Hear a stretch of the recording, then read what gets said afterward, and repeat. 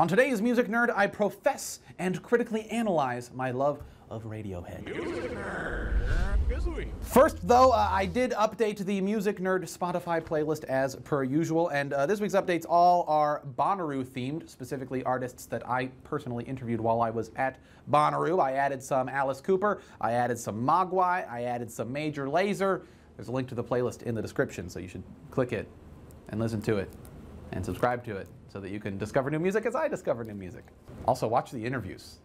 I got to sit down with Alice Cooper. Alice Cooper. That's rad. That's gotta hurt! Anyway, down to business. As of right now, my favorite band of all time ever is Radiohead. But until 2 weeks ago, I had never actually seen Radiohead live. So I went to New Jersey, where Radiohead was playing, and I watched Radiohead perform live, and it was amazing. It was so good, in fact, that I decided to go down to Tennessee to Bonnaroo to see Radiohead perform live again and again. It was amazing. And I don't think that I just think that it was an amazing show just because they're my favorite band ever, and I went in with a mindset of this is going to be an amazing show, and it kind of became a self-fulfilling prophecy. No, I think that objectively speaking, it was actually an amazing show. They had lights and screens that came down and hung and did little projections of what they were doing on the stage, and Tom York was singing, and they just sounded, it was great. It was a great show.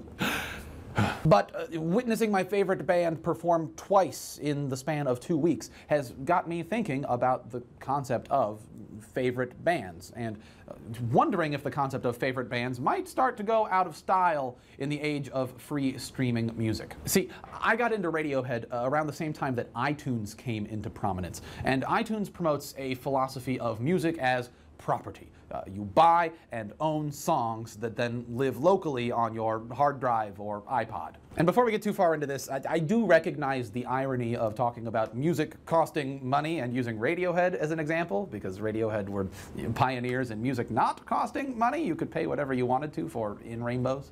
It was revolutionary. But by and large, in the iTunes era, music cost money and music cost hard drive space. So music fans like myself had to be somewhat selective as to what we added to our collections. We couldn't just swap things in and out all willy-nilly like I do on Spotify. Growing up, I didn't buy new music more than once every couple of months. So what was on my iPod is what I grew up with, and my love for it probably has as much to do with the fact that it was just always there as it does its independent musical merit. Music today, though, is quickly shifting from something that physically exists on a hard drive that individual consumers own to something that just kind of exists in the ether that individual listeners can pluck out of the internet whenever they feel like. And I mean, it is certainly a more convenient way of doing things, but I worry a little bit that in making this transition, we might wind up sacrificing quality musical listening for quantity of musical listenings. Had Spotify been my primary music player when I first got into Radiohead, would I have listened to OK Computer 300,000 times? Would I have picked up on every single auditory nuance? Or would I have just listened a couple of times, thought it was cool, but then moved on to whatever other shiny thing Spotify recommended for me?